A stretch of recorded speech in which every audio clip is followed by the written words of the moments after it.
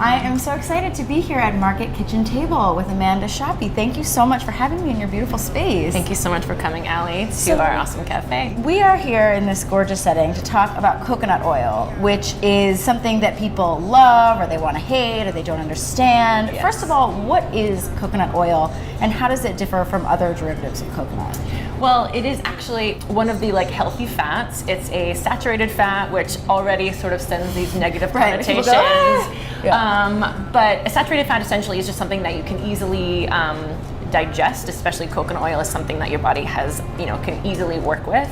But it also, because of its properties, it is a liquid when it's warm past 60 degrees, and then it becomes a little bit more solid. So that just means that it's more of a stable oil. The thing that's going to be stable is going to be used has a good high heat temperature, so that you can use it in a saute pan, and you can kind of bring it up to a smoke point, and that smoke point goes up a little bit higher. Right. So for people thinking of oils, when they say, "Oh, well, I've heard olive oil is so healthy," you can't fry in olive oil. So do you think of coconut oil as kind of being the best for frying, being the best for that side of things? It is, yes.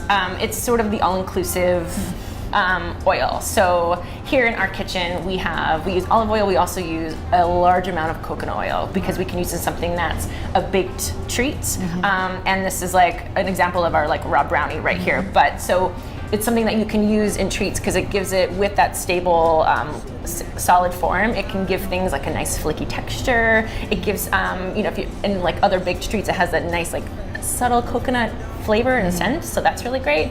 And then something also savory, but yeah, in a saute pan, it's really great in that form as well. And so what are the uses where you would use coconut oil, and then what are some of the areas where you say it does not work for everything? It's not oh, it's perfect for every single thing.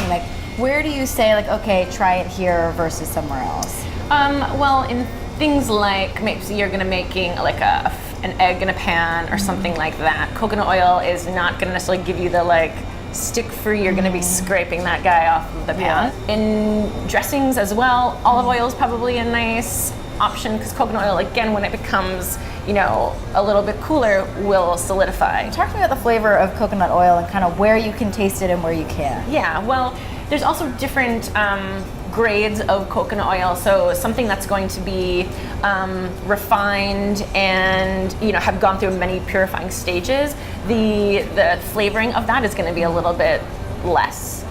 So yeah, canola oil is a favorite in terms of very standard kitchens because it does bring no flavor, but it gives you that nice golden brown.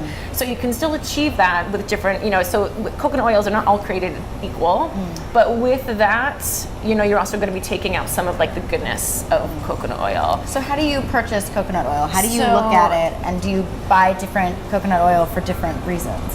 Well, we here in the kitchen, we like to buy an organic, unfiltered, unprocessed, overly processed coconut oil. You've got the refining process, with other oils. So something that's been overly processed is going to be losing a little bit of that nutrient density. Are there certain words that people should look for on the packaging, sort of about the refinement of it or about the processing to kind of steer them towards the better oils? Yes, the cold processing just means that it's processed, but under certain temperature regulations, so that the heating, the refinement of that is going to sort of take away some of those nutrients. So in order to maintain the good integrity of the coconut oil that you're buying, and to have it maintain all of the health properties of it, then you definitely want something that's unrefined and cold pressed. So it's definitely worth the extra $. Let's talk about the health benefits, because I think, as with anything that is healthy, there are good parts of it and bad parts of it, and there's a lot of information out there when you sort of Google coconut oil. So kind of break down sort of when to use it and kind of why it's healthy for you, but where it isn't. So the health benefits of coconut oil are because it's got,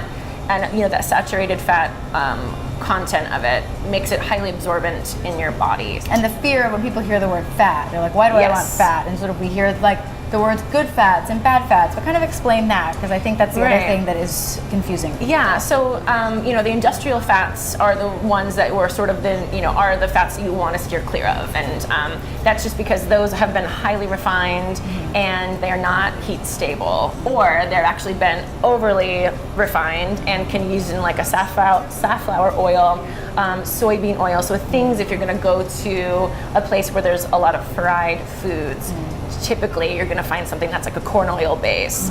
So again, there's no nutritional value in that. That fat, when you eat it, is going to immediately be stored as fat because your body can't actually access it. So something like coconut oil, because it has that saturated fat quality, it's, you know, it is a fat, so you don't want to, again, go overboard with it. Right. But it has tons of like immune benefits. It's got antifungal and antibacterial sort of properties. And so let's talk about sort of where to use coconut oil. You talked about baking. I think baking is a big place. Yes. What are some of the other places that might surprise people, and how do you replace it with other things if you see it in a recipe? Yeah. Well, it's definitely something, again, because of the heat point where it kind of gets to that point where it turns into a liquid. Something that's going to be adding to like a cold liquid, it is going to start to seize up and sort of become a little bit more solid. So so we have here a like roasted apple with cinnamon, and we roasted it with, tossed it in like a little bit of liquid coconut oil that we sort of melted down over the stove top. But you could always sort of do like a half and half, or sort of experiment something that's going to be more savory. I would, you know, start with like a few dishes that may be something like a stir fry, or something that sort of has an Asian sort of coconutty undertone or base. Exactly.